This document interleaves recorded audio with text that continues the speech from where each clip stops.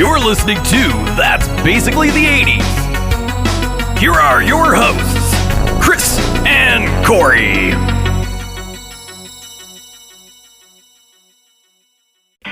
Vortex, please. You're letting the sadness of the swamps get to you.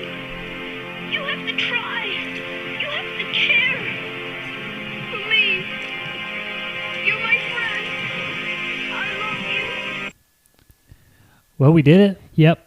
We got to go to the movie theater and watch this movie. In the theater. How cool is that? It was pretty good. Yeah, we were like, let's fucking watch NeverEnding Story randomly. And then it was in the movie theater. Yeah, and it kind of worked out because I actually came across it on accident. Mm-hmm. We were going to watch that movie, what was it, 2 nights ago? Right. And then about 3 hours before we watched it, I'm like, fuck it, I'm going to see what's in the theater because with everything shut down and no movies really coming out and everything, they've been kind of playing older movies, right? They're just reviewing the 80s like we do. And so, lo and behold, there it was. NeverEnding Story. They should just play our podcast in the theater. Like, it's just you and I sitting up there with our microphones and stuff.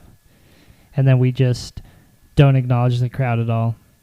We just sit there and stare at each other. Well, no, we do like our podcast like this, but then they just all watch. And then if they laugh, like, we just look like, who the fuck was that? Check this out. What if we were just sitting in, like, the control room? Mm-hmm. Is that what they call it? Up there where, like, the projector and stuff is? Oh, probably like the projector room? Yeah. Yeah. I like control room better. Or, like, the command center or something. Yeah. What if we're up there watching the movie, but we have on our headsets and stuff, and then we have our mics on and the crowd's out there? Mm-hmm. And then every time that we talk our bullshit about the movie, we just talk in the mic and it just overpowers the movie. Everybody hears it and they're like, what the fuck is going on? Yeah, it's kind of like Mystery Science Theater 3000, but for today's youth. Right. Or the thing that I think would be different would be, because Mystery Science, they'll take the whole movie and they'll talk the whole movie, right? Right. We would just chime in every once in a while and be like, oh, what's up, giant flying dog? Mm-hmm. You got scales? Yep. That's how funny it would be, too. Yeah. They would throw popcorn at us for sure. Yeah, we'd get booed out of there right away. Like, get the fuck out of here. Right. We'd be like, you can't get us. We're in the control room. But yeah, I think that this is a perfect movie to see in the theaters because I didn't get to see it in the theater when I was young, and I love this movie, and so now I got to. Were you even 1 when this came out? I don't know. What year did it come out? Like 84. Then I was 0. I was born in 84. 84, 85. You might have still been in the old ball sack swimming around, huh? Maybe. So you were in there thinking about... Actually, it would be impossible because I was born in July, which means I would have had to have been conceived in like November-ish or so. So you were in the oven. Mm-hmm. You were just a little Cinnabon. Just chilling. Well, I guess it would depend on what month this came out. Of if you were out there crying with them tight pants on or if you were just still baking. So, anyways, let's get into it a little bit. Cool. I wanted to talk a little bit first about the opening scenes, the opening part of it, when I was like, oh, fuck, Corey, what's that song? It's great. Yeah, you like leaned over to me. You're like, remember the name of this song because I want to talk about it on the podcast. And I was like, it's called NeverEnding Story. And I was like, oh, You're shit. Like, oh. And then I started singing it. Never-ending story. And I always thought it was like, this is the song that never ends. It's like the sequel. So that was NeverEnding Story Part 2. That's Never-ending Song. NeverEnding Song. The song that never ends. Yeah. It might be this song that doesn't end. I don't know. It doesn't matter. But that was on that fucking... You remember Lamb Chops? Yeah, vaguely. I was too old for it, but I liked it. My little sister loved it when she was growing up. You weren't too old for it because I saw it, and I'm older than you. Yeah, but you had younger siblings that would have been watching it. Fact. So yeah, that's, I don't know why, but that's Lamb Chops. Every time that show would come on, they'd be like, there's an umbrella tree and some sock puppets. And then... It's a bunch of shit. Yeah, they'd have, like, real-world problems, too. Like, they'd lose the car keys. She's like... Fuck, we forgot to file an extension on our taxes, and now they're taking our house. And then Lamb Chop's like, well, fucking this song never ends, so, as long as we sing it, they can't take the house. Yeah, we'll scare off the IRS auditor and be like, and he'll run. And anyways, that was bizarre. It's weird. So, the NeverEnding Story, the song. Mm-hmm. Did you know that became a huge hit? Yeah. It's a fucking banger. Yeah. That's why I sing it all the time. That's true. So, anyways, a little shout out to that music there. And I don't know who sings it, but whatever. Is some guy named Guy? Shit, I thought it was a girl. I thought it was fucking Bette Midler or something. Bette Midler? From a distance. How does that song go too? From a distance, I'll be watching you. Well, Something it's like God that. is watching us from a distance. God is watching. I don't even From a have the tune. We are one and the same, and we're marching towards the land. From a distance. God is watching us. God is watching us. So while Chris looks this up, I'm going to tell a story about how one time we went to Seattle and we were driving up to the mountains outside of Seattle to get home, and this song came on and we were belting it, like just fucking banging that song out, Chris and myself. And then our friend Dylan was in the car, and he's like a huge metalhead, and the whole time he was just sitting there like, what the fuck? And he's what, like 25, so he's 11 years younger than us. Yeah, he's quite a bit younger than us. So really cool dude, but he's just like, what the fuck is this? And we're like, Bette Midler, bitch. And then we played, we jammed like Telephone Line and Got some 'em all. Dr. Hook for him. We really fucked up his life. Yep. And then finally, I think we played some Asking Alexandria or something. Something. And he was hardcore. happy again. So I found it, Cool. and I'm going to slaughter this name. The song was written by Keith Forsey, but it was composed by Giorgio Moroder. I don't know. Here, you say it. Right there. Oh. By Giorgio Moroder. Yeah. Cool. So yeah, that's I like it. that's that song. Oh, and there was additional vocals with Ann Calvert and Beth Anderson. There we go. Bette Midler Anderson. Beth Ann Calvert Midler Anderson. Yep. From a distance. She's an awesome lady. Oh fuck! Speaking of Bette Midler, did you know that they're on the works of making a new Hocus Pocus? Are they? Yeah, with the original actresses. That's all awesome. three of the witches, like older. Fucking love that movie. That movie was the shit. Huh? Yeah. I love when the blonde witch goes riding off on that fucking vacuum. Oh yeah, they have the mop and they have all the Yeah. next, and then she just gets a vacuum, and then there's just Oh, like, wait, no. Never mind. It's the middle sister that rides off on the vacuum. She rides off on the mop or something. I don't remember. And then fucking that one guy that Bette Midler's husband, she kills him and then she sews his mouth closed so he can't talk. Yeah, and they call him like Dirty Ted or something, and she buries him in there. And then he gets a knife and cuts open his stitches, and he's like, "You dumb bitch!" And she's like, "Oh shit. This is why I fucking sewed your mouth shut." And he's like, "Yeah, that's why I've got some scissors." That's right. I got a Swiss Army knife now. Mhm. Actually, you know what my favorite part of that movie is? What? And it wasn't when I was a kid, but now it Was is. it Now I'm like, Binks okay. the cat? No, Binks is the bomb though. That's the one of the cats in the world I do like. Mm-hmm. Is when they're taking the bus. They have to take the bus ride, Right. and the bus driver's like, "Oh shit, is that Sarah Jessica Parker?" And she's like, "Yeah." He's like, "Oh, you want to ride up here with me?" And then it shows her later riding the bus, and he's just all smiling because he's sitting on her lap, and she's like, "Oh, that's a kid's movie. Right. Come on." Mm-hmm. But now I'm like, okay, yeah, I can see Yeah. that. Good job, Sweet. Matthew Broderick. Mm-hmm. So, That was pretty funny. anyways, here we are, like 9 minutes in, and we've only talked about the song a little bit and then a bunch of other bullshit. Mm-hmm. Classic Chris and It's Corey. a typical start to the show. Can only go up from here. So tell me what, since we're going to talk about the movie, tell me what your favorite part of the movie is, or what made you pick this movie, because this was your choice. I just really like all these movies like this and Legend and Labyrinth and Willow and all the other animatronic fantasy movies that came out in the 80s. Nice. I got something about that real quick, Okay. because when I was doing some research on this, one of the big taglines was, "Oh, this is a kids movie in the early 80s that got a PG rating." Mm-hmm. So you know that its main purpose is to give kids nightmares. Right. And so what do? They have that big ass fang dog coming after them, and they've got the Mhm. nothingness going for them, and then they've got like Right. something else that was scary, but Just a bunch of scary shit.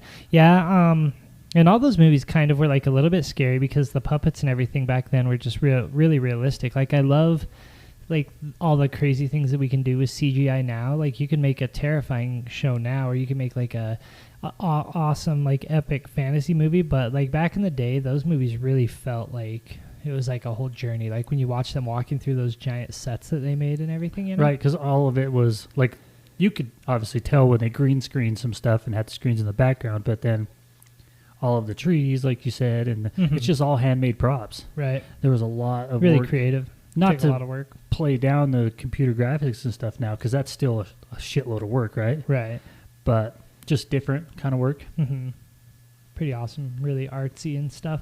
But anyways, to answer your question of my favorite part of the movie, I think I have like different favorite parts in just depending on like how I feel about them. Because there's like, we started out the podcast with one of my favorite quotes, which is when Artax is dying his horse, and that's really sad because he lets the like sadness swamp or the swamp of sorrows or whatever.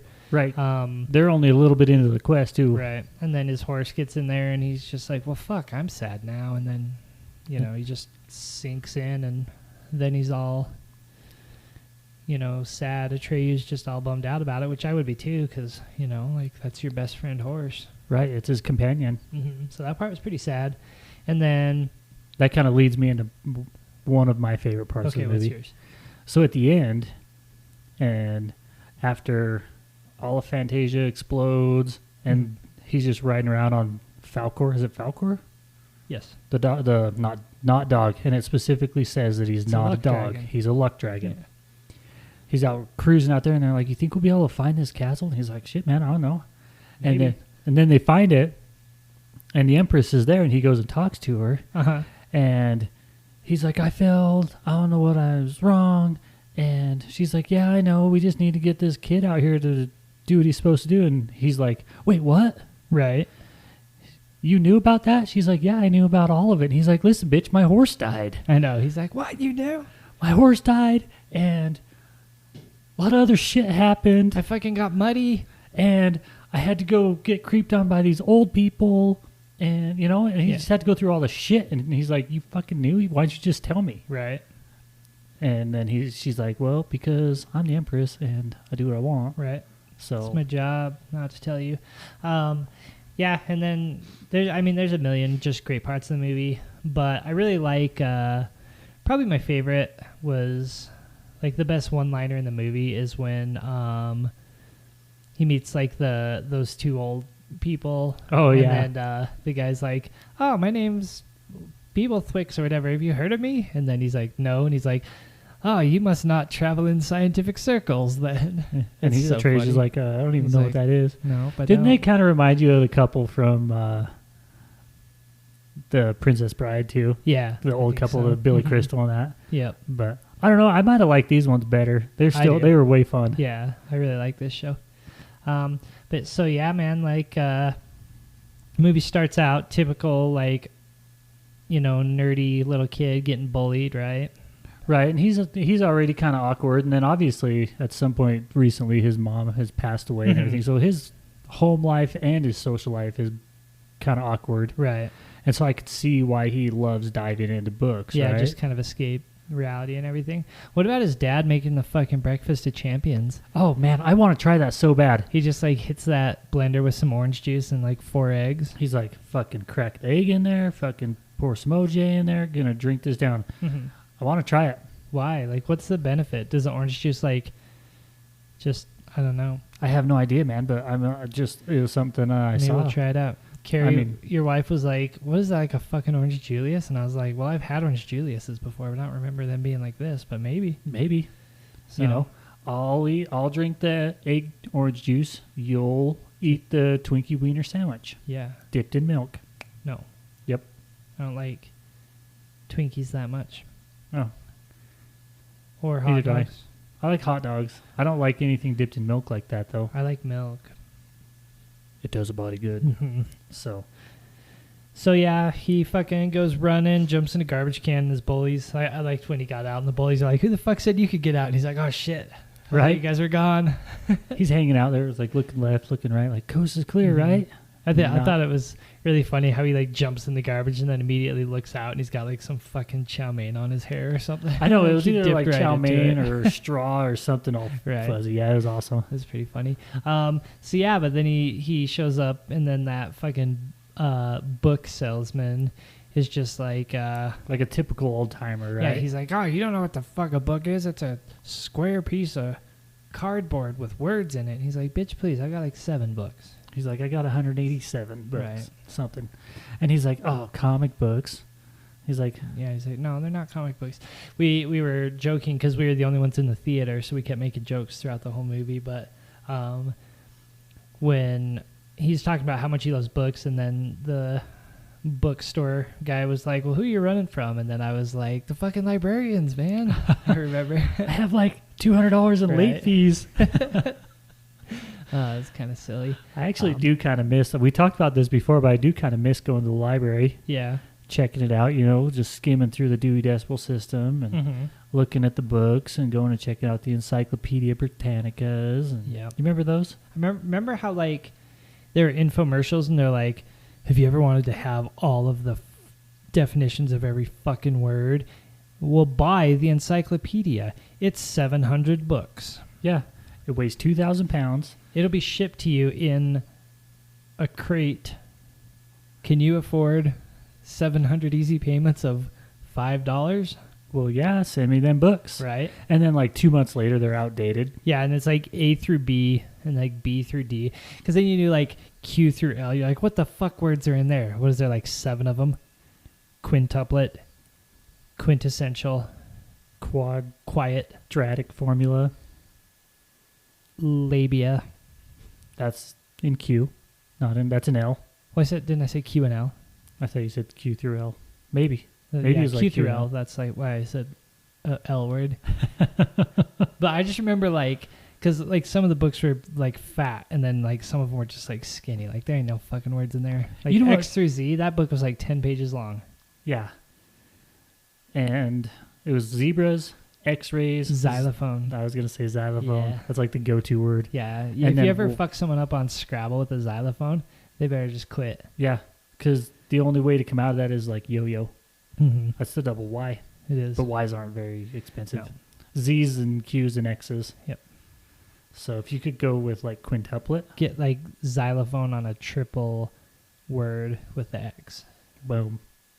Anyways, back to the movie. That was Scrabble. Yeah, let's talk about one of my favorite characters, All right.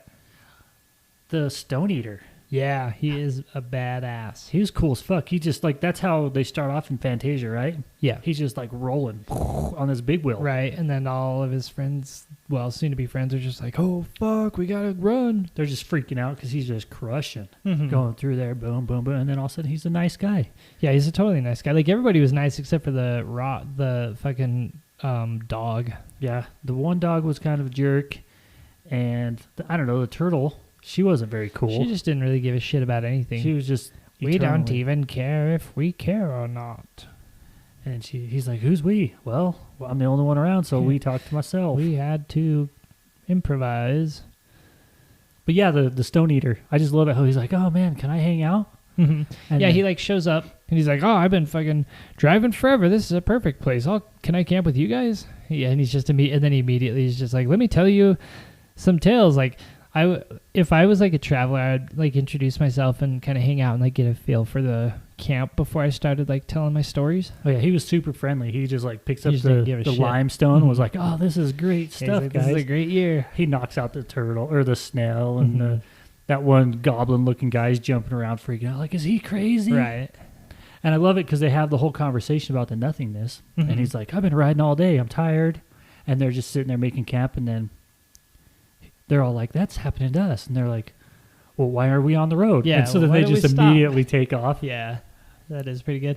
And then he's like, "Well, could I just drive you guys?" And then the guy's like, "Bitch, please, this is a racing slug." And it's like, He's like, damn, that is is a racing slug. But yeah, and then and because he kind of got stopped up because he's like, oh, let me grab some more of these fucking tasty ass rocks, and then the nothing showed up, and he's like, oh fuck, because then he had to get on his 10 speed and just hit it, like he could have been ahead of the nothing and got a little bit, but he was cooking, like the nothing was up, but his ass. It's kind of like Chunk in the Goonies. He's like, fuck man, give me some of this ice cream, when they're threatening he's just like down there digging in. He's like, you don't know, maybe this is your last meal. Yeah, life's about choices for sure, man. If because he got some of them rocks out of the nothing, carrying them in his stomach and stuff, so that kind of helped. That's right. Maybe he needed some fuel. So and then they show up there, and it's cool because they don't even go in and say hi. They're just like hiding out in the background, just like looking through the windows and shit, like, oh damn, what's going on there? There's that big-headed motherfucker. Yeah, and talking about like the puppets and the costumes and stuff, how cool was that? I wish they would have zoomed in and showed a little bit more of the guys, because the two guys with the giant heads, they definitely stood out for sure. Like 5 foot tall heads. They're like 2 foot bodies and giant heads. It's like, could you imagine the sex that goes on with those? Right. Like, how does that even work? It's just like a bunch of like frustrated sighs. Every single time it happens, one or both of them gets knocked out. Guarantee it. Yep. So wearing fucking bandages on their head. So yeah, they like, it's like a council, and then that guy comes out and he's like, hey, I know that you guys are all here to see if the princess can save us, but fucking she can't. Nope. She is sick and we're all gonna die. Yeah, there's no hope. Right. But they're like, actually there is a hope. There's only one person in the whole world that can save us. And then the kid shows up and he's like, hey, I'm a trio. And he's like, no, the fuck you're not. Go home. And he's like, you fucking called me. He's like, we don't have time for kid bullshit right now. Get out of here. And he's like, fine, I'll leave. And he's like, wait. Right? Then nothing's outside. I'll go jump in it. Yeah. See if I give a shit. I'll take my horse and we'll get out of here. I won't even go to that swamp. Fuck a swamp. So yeah. So he decides that he is going to go on this fucking quest for it, right? And they're all excited now after giving him shit. It's kind of cool because like the alternative is just disappear forever. So he's like, fuck it. I might as well try because, So then what's the first thing that it shows him doing? Fucking taking a nap right there by the stream. Yeah, he's like, this is fucking nice. I might take a nap before I get started on the quest. Like, this quest and stuff is pretty easy, guys. Yeah. He's just fucking racked out right there. And that horse is like, we should probably go. We gonna quest or what? He's like, bitch, I am. It's either this or the swamp. Yeah. And then the horse is, I could just imagine the horse being like, yeah, let's just stay here, man. I'm sure that we'll find a cure. It's probably like, let's see if this flower is the cure. Nope. What about this one? I like how they didn't even tell him anything about the enchantress. It's like, she's dying. Go find a cure. Yeah, well, they're like the Empress, enchantress. Empress is dying, so go to the Southern Oracle. Well, that's the turtle. Yeah. The turtle tells her to go to the Southern. Oh, yeah. He's like, well, after they finally made there through the swamp after Atrax dies, right? Then he finds the sneezing turtle. Right. And she's like, I don't give a shit. I don't know shit. Go talk to the Southern Oracle. Yeah. It's 10,000 miles away. Good luck. He's like, how am I supposed to get 10,000 miles? They're like, you got some fucking shoes? Yeah. Because you're not about to have a horse anymore. Yeah, and speaking of that fucking mud, tell me that mud's not like the suction cup mud. You stick your leg in there and then you pull your foot out and your fucking shoe stays. Has that ever happened to you? Yeah. So I think, did he have like those long leather moccasins on though that like double or triple tied on there? Cause I think so. No way you're coming out of there with your like boots the Hercules shoes on. Yeah. With them laces that go way up. Yeah. Because there's no way you're coming out of there with your... I think that's really what happened to the horse is he lost his shoes and was just tired of the bullshit, you know? Probably. No, well, maybe. I mean, it was the swamp. Is it called the Swamp of Sorrows? I mean, that's a place in World of Warcraft, and I don't know if I'm confusing the two, but it is a sad swamp, so it may be called the Swamp of Sorrows, and maybe that's where they got that name from. I don't know. For that. We could ask this Google bitch. I mean, it is a sad swamp, and the horse got, he got sad about it, and then he died, so... I guess if I was in the fucking sad swamp, I would have too. What is the name of the... Shit, here we go. What is the name of the swamp in the NeverEnding Story? The Swamp of Sadness. According to the Evil Wiki, fandom. The Swamp of Sadness is a deadly swamp that symbolically represents pure sorrow and misery, and is an early location in Fantasia in the NeverEnding Story. All right.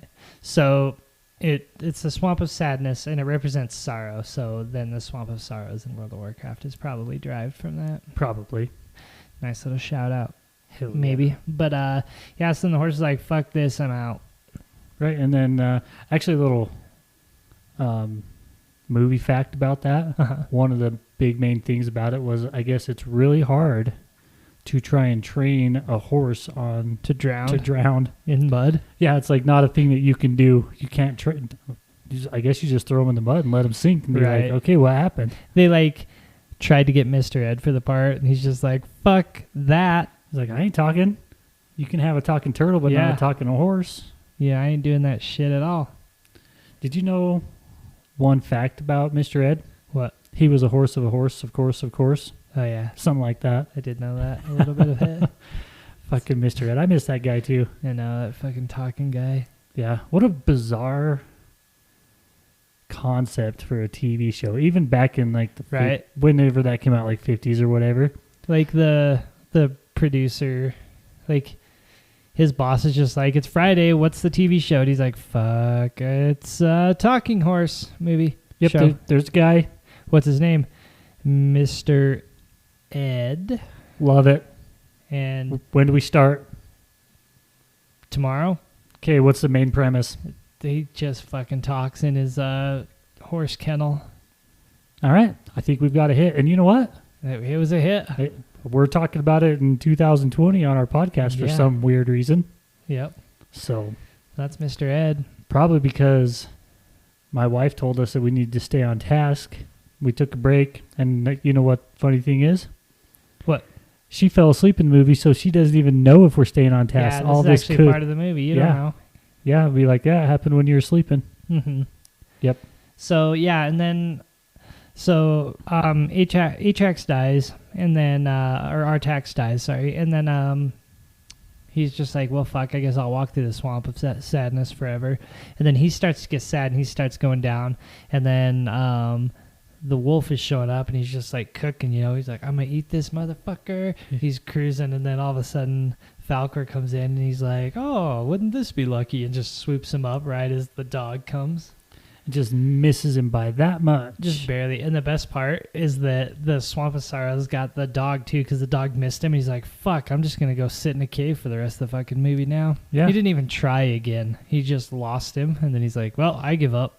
And he just went and got his final meal. Mm-hmm. Who knows what he even got for his last meal down there? Probably like 30 rats or something. Probably some bullshit. So, But it's kind of weird, like that dog, because he's like, he was setting out on a quest of his own, and it's like, didn't they say something about like an evil wizard or something, like set him on his quest to destroy it? Like they never fucking talk about that guy again. yeah. Well, at the end, when the dog is talking to him, he's like, I serve the man that Started started nothing, the right? nothingness Yeah. or whatever. But they don't even talk about him. Nope. He says his name one time, and it's not even Mhm. important enough to remember. Yeah, and then they're just done with it. And then Like he's there like- should have been a NeverEnding Story 2, where he's just like sitting on a rock, floating through space, and he's like, I didn't think this through at all. Yeah, now what am I going to do?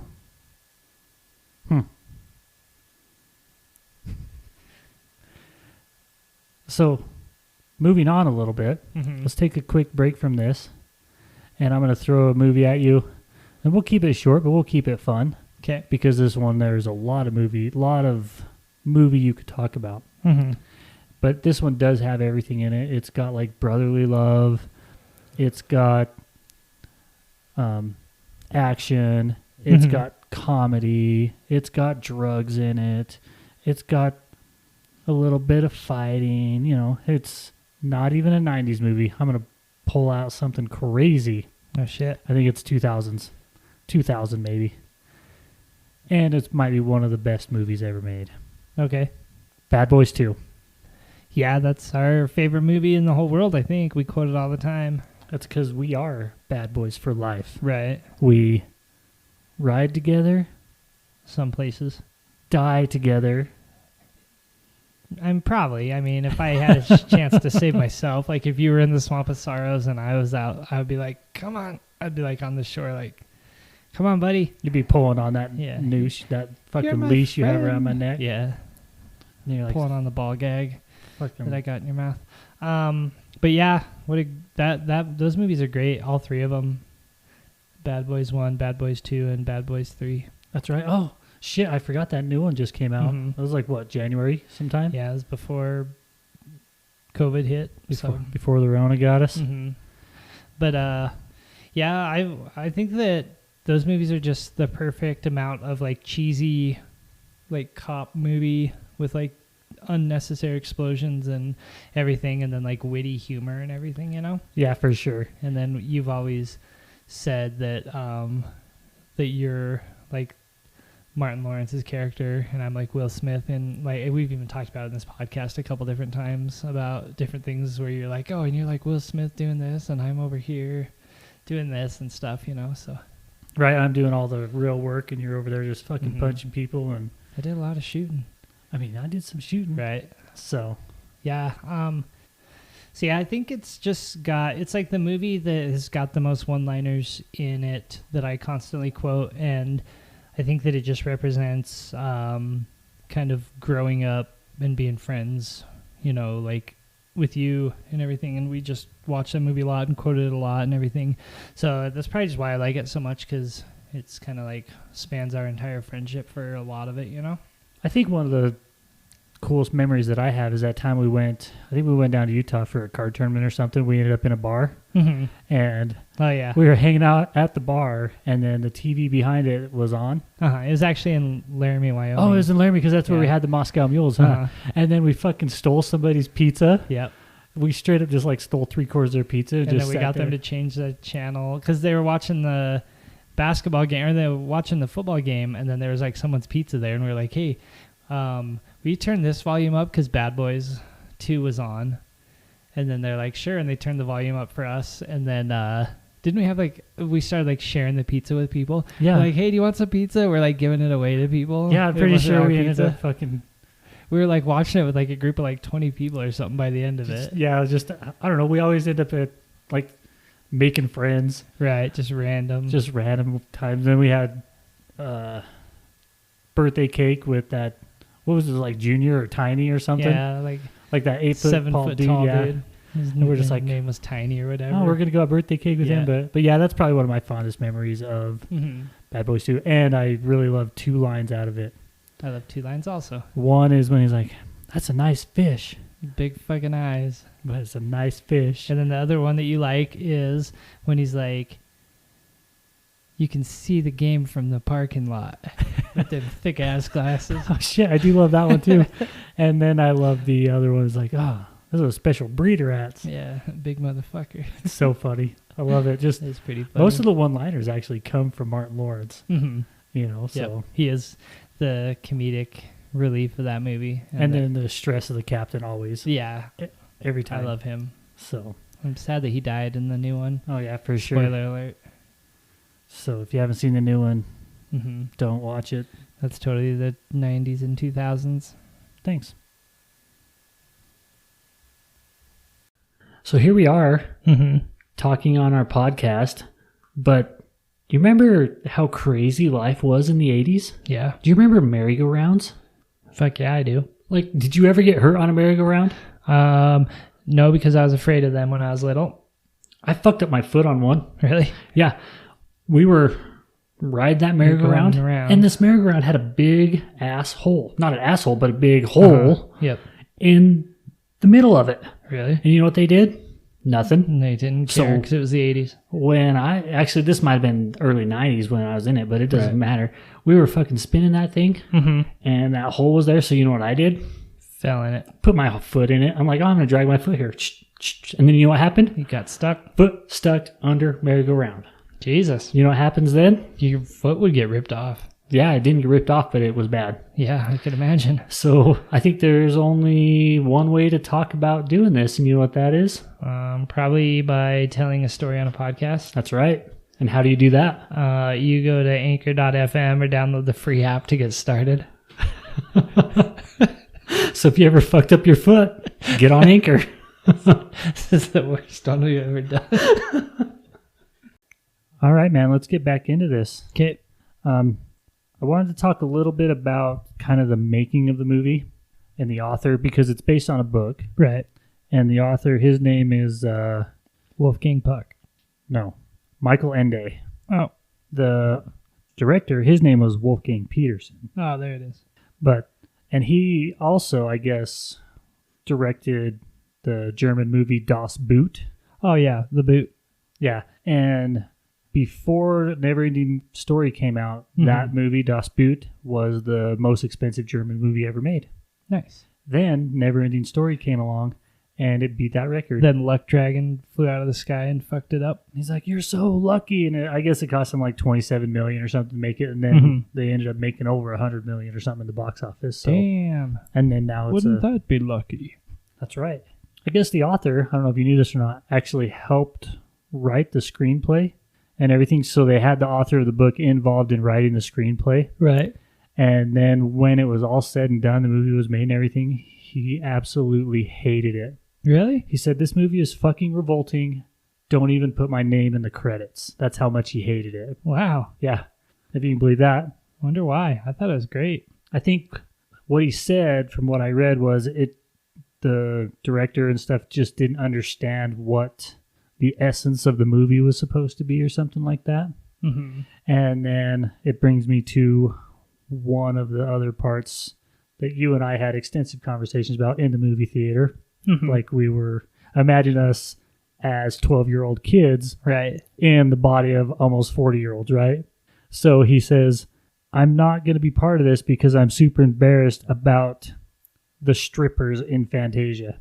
And he was straight up talking about the fucking sphinxes with their titties hanging out, the right? titty sphinxes. Yeah, and we're like, oh. Those guys were awesome. The best part was, I think you pointed at you said it. I said, I don't remember who, but we're like, wouldn't that be funny if the rock guy showed up and he's like, "Oh, this is some really nice stone." He just started munching on the titties. Right, that rock eater just rolls. He's like, "Oh, damn." Yeah, he's like, "I've been driving all fucking night. Like, it's time for me to, get my rocks off." And they're like, "You can't come through here if you're not worthy, if you don't have confidence in yourself." And he's like, "Oh, I'm completely confident. 100% confident in this. Let me talk to you about my confidence level." And then, we're like when a tree is walking through and they're like starting to open his eyes. And then we're like, he just like bends over. He's like, "I'm going to eat their ass. You make a run for it, Atreyu." He's just like, oh. Yeah, that's probably why if it was a Howard Hughes movie, he would have done that. Oh, yeah. Howard Hughes don't fuck around. No, he doesn't, for sure. Wolfgang Peters. And the cool thing is, Puritan. it wasn't just 2 full sets of fine-ass stone titties, right? 4. 8 total boobies. Yeah, 4 stone statues, 8 titties. Because he goes through the first test. Then he's like, "Oh, what's this mirror?" And the little old man's like, "The second test is worse." And you get up there and it's like, "Oh, that was just weird. Right. It wasn't that bad." So then he goes through and he's like, he looks like he's on the moon. Mm-hmm. And then the other oracle, the actual oracle, is there. Right. But it's just the same titty sphinxes. Just red. Blue.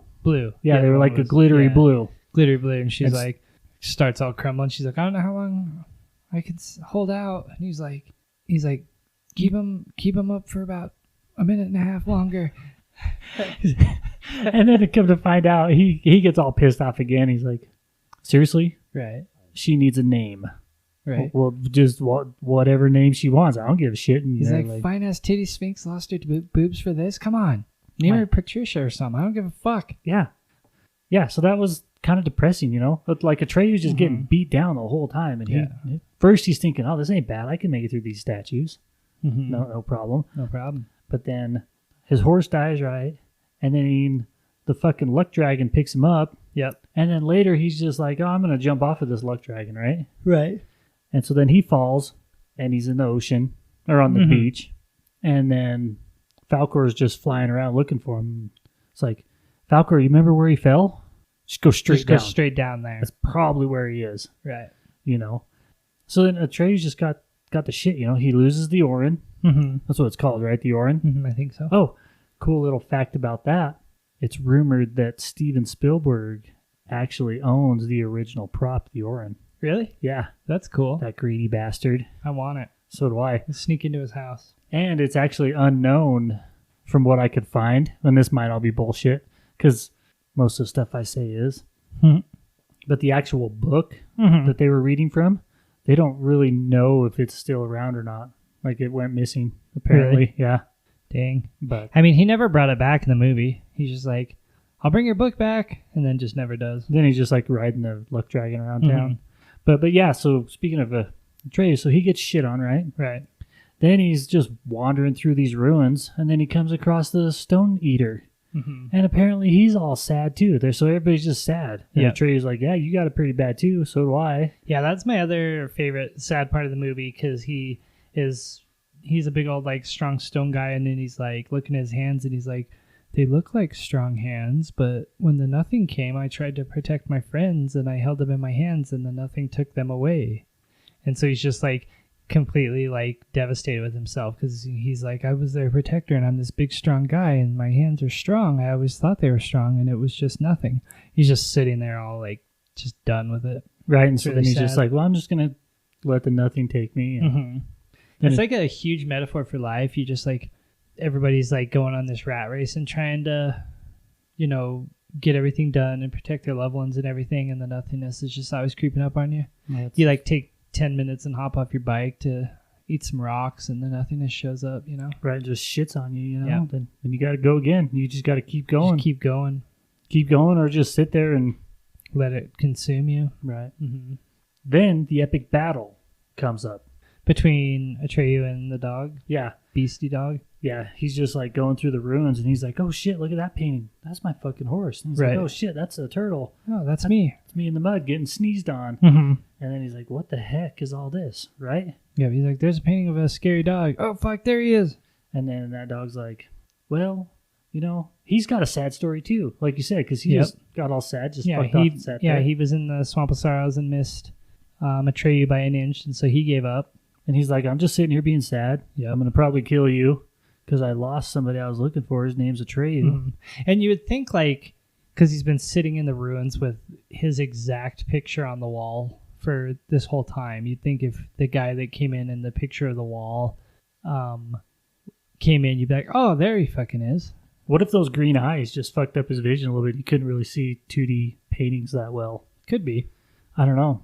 But, you know, what if he got his eyes from the Emerald City? What if he went to see Oz? That'd be wild. And then he had, like, fucking emerald eyes? That'd be way wild. And then they would just play that song.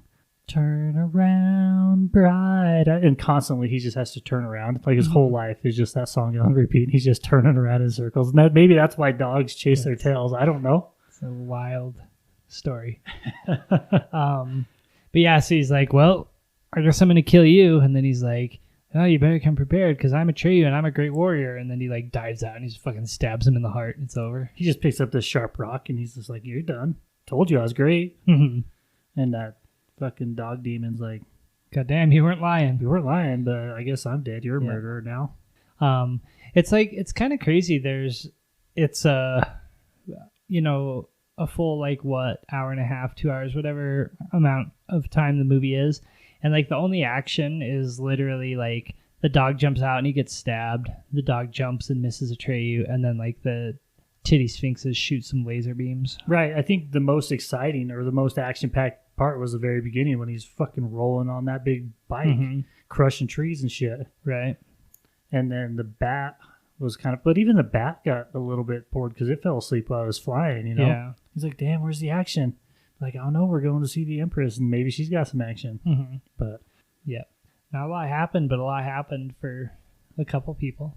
It was a good movie though. I love that movie so much. right, it's very interesting. And then they did make a sequel. Did you ever see that one? Nope. What is it called? NeverEnding Story 2? Yep.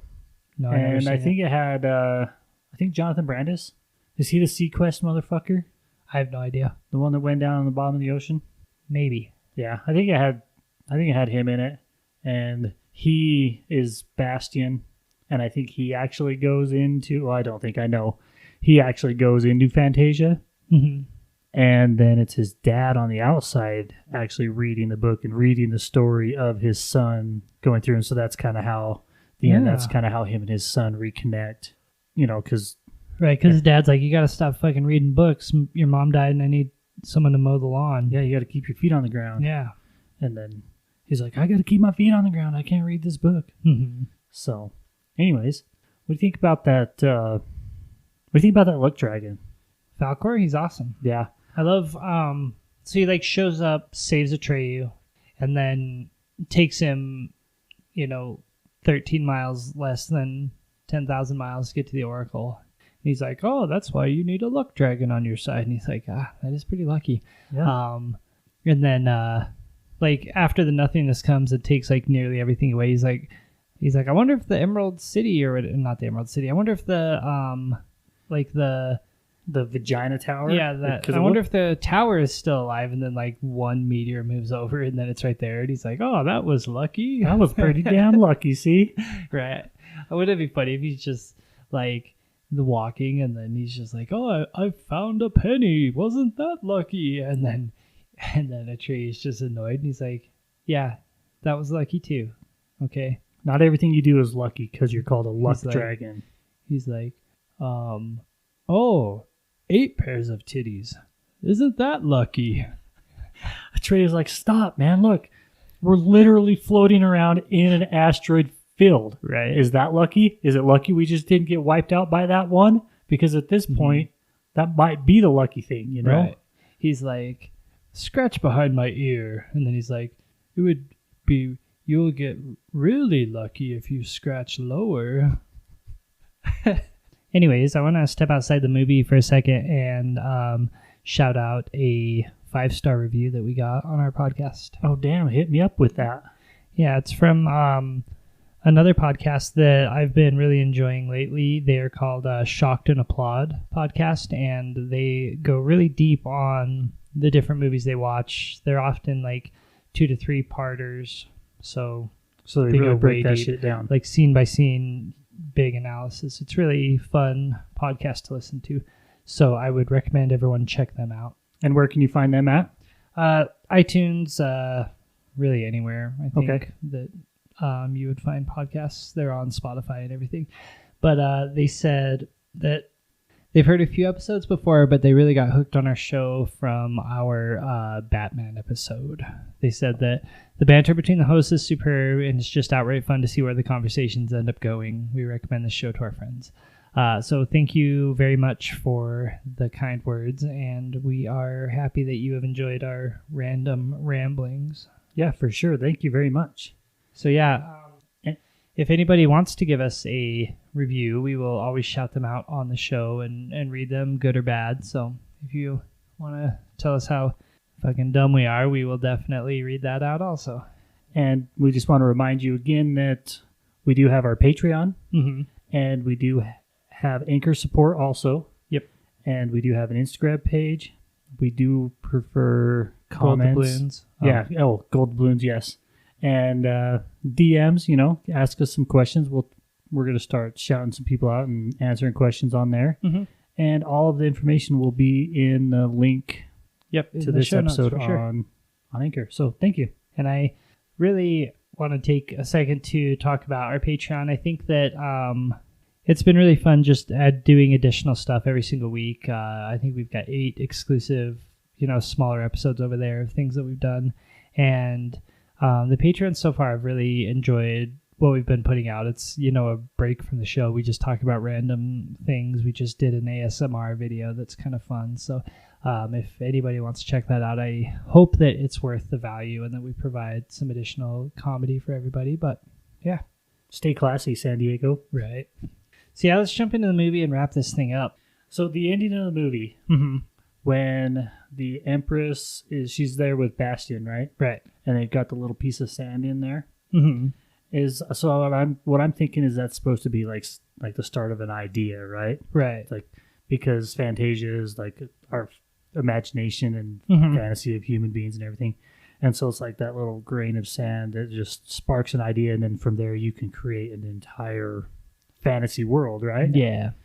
I never actually caught that as a kid, but I just kind of wanted to pull that out and just be like, oh, well, now that I'm grown up and I can understand some things, Mm-hmm. then I get it. that's a grain of sand. That's an idea. I understand why they threw in the fucking titty statues. Mm-hmm. And I know why Falcor was so goofy all the time. Yeah. Because he was always happy and everything, and his eyeballs were all like bouncing all Yeah, around. he was and everything. fucking stoned the whole time. Yeah, he was stoned. When he went there to the old people, he was like, "Shoot me up with that," and she's like, "All right, Yeah. here." She's getting with that acid. He's like, I would be lucky if I was tripping balls on some acid. And I love how that the one old guy always calls her a wench. He's like, come on over here, wench. to the winch, To the wench. wench. Right? I love that word, wench. I know. I think if I was a lady, I wouldn't even take it offensive. I guess it would depend on who's saying it. Yeah, you if it was know? like a loved one, I'd be like, oh, whatever. But if it's just like some random person, I'd be like, excuse you. I'd be like, "All right, you can do it. Mm-hmm. Not you." You know? Go back and look at your titty sphinxes. That's why he's got that fucking zoom on his telescope. That's right. He's like, He's "Oh." like, there's another adventure out here, honey. I'll be back in like 10 minutes or something.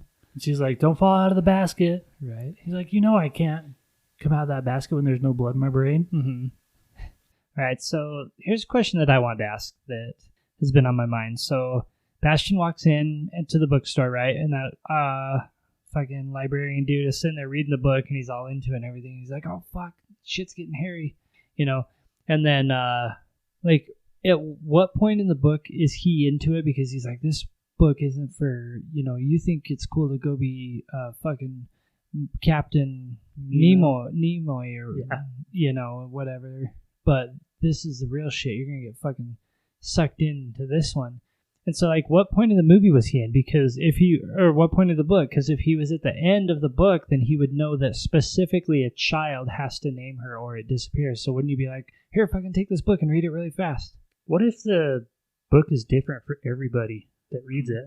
Like, because it's a never-ending story. right, and it's changing. based off of imagination. Right. So what if you picked it up and started reading it, and then you got hooked into it, and you had to Mhm. finish your story, and then I read it, and then it was completely different, Right. completely different adventure. What if you, like... Or what if you were just different characters in the adventure? Mhm. You know? Like after I read this story and I was like, God, that was a really good story, and then I handed it to you and you read it, you'd be like, how come pages 101 through 103 are gone? And I'll be like, no reason. Yeah, he was about to go see was the gonna go fucking see- oracle. But Oh yeah, the oracle. It's pretty.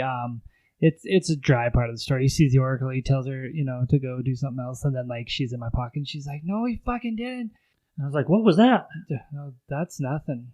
Did you hear something? She's like, the rock biter is coming. Help me. She's like, that's not the only one coming.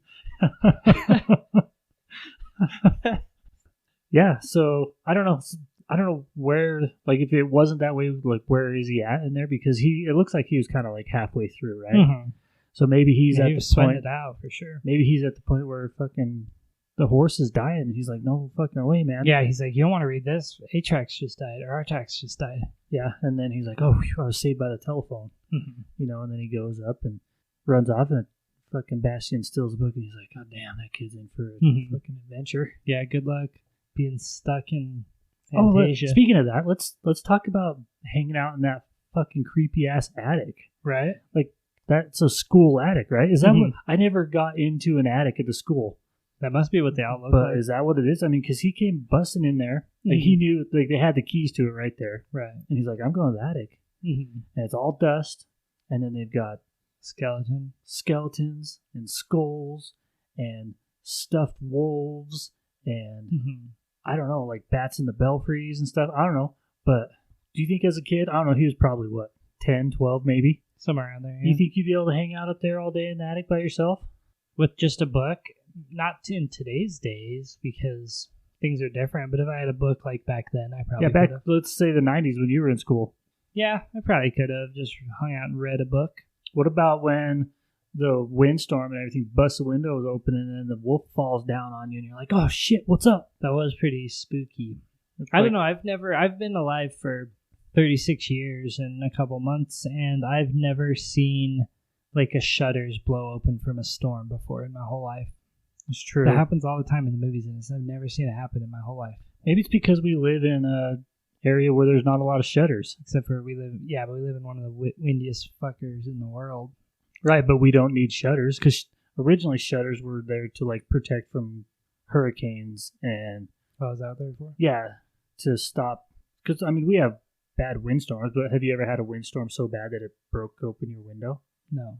I guess we've had trees fall over and stuff, but Mm-hmm. yeah, I think that's what like the purpose of shutters were, to kind of protect from. So you close the shutters and it protects the glass part of the window? or Yeah. something? Oh. So I don't That know, makes sense. but yeah, I've never experienced that. Mm-hmm. Maybe we should just get a house with some shutters and just stare at Just them for see a what while and see what happens. happens. Try it out. Be like, Corey, go take that lock off of the shutters. Maybe that'll help. Mm-hmm. And then we just watch for more. Right. It'd be like the calmest day of the year. That'd be wild. And then all of a sudden, boom! Out of nowhere, fucking Casper busts in there. Shutters wide open. Fly that But the weird thing is, those shutters, didn't they fly in? Most shutters would open up outside of the house, right? Isn't that how it is? you would think so. Speaking of that, what was this? Did we ever figure out what was the name of the fucking mom? No, like Patricia or something. Yeah, because he just gets out there. Instead of just saying the name, he has to dramatically run up the little stairs, open up the shutters, blast it out there, and he just screams, and it's fucking intelligible. Like, Wait, did he the name of the mom or the name of the? Oh, he gives the character. The Empress. He Yeah. names the Empress his mom's name. No, he doesn't. He calls her Moonbeam. No, he doesn't. Yeah, that's what he names her, Moonbeam. Shut up. That's what he yells when he yells out into the rain and everything. He yells Moonbeam.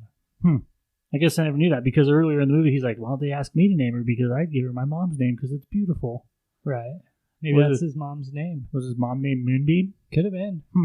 I never knew it was. I never understood what she said. Like the whole time I've seen this movie, ever since I was walking around in diapers, I have no idea what he said. So apparently it's Moonbeam. Yeah, he names her Moonbeam. Huh? Pretty cool, huh? Yeah. I wish my name was Moonbeam. I wish your name was Ballsack. Aw, Oh, never mind. that wouldn't be nice. No, your name wouldn't be Moonbeam. It would be like Fire Spray or like Flamethrowers. I don't know. You gotta have something with fire because you got that red hair. Flaming Gorge. Nice. So, anyways, what else you got? I got the next movie we're gonna watch. Okay. I actually don't. What is it? So we both know, well, I don't know if we both know or not, but beginning of September is Keanu Reeves' birthday. Did you know that? Whoa. Yeah. Did I do a good one? September 2nd. Did it sound like him? It did. Cool. I believe this weekend the new Bill and Ted came out, Mm-hmm. their newest adventure. Right. So I'm thinking our first one in September, we should watch Bill and Ted's Excellent Adventure. I think that would be totally excellent. That would be totally excellent. You know what else it would be? It'd be basically the 80s. I'm Bill S. Preston Esquire, and I'm Ted Theodore Logan.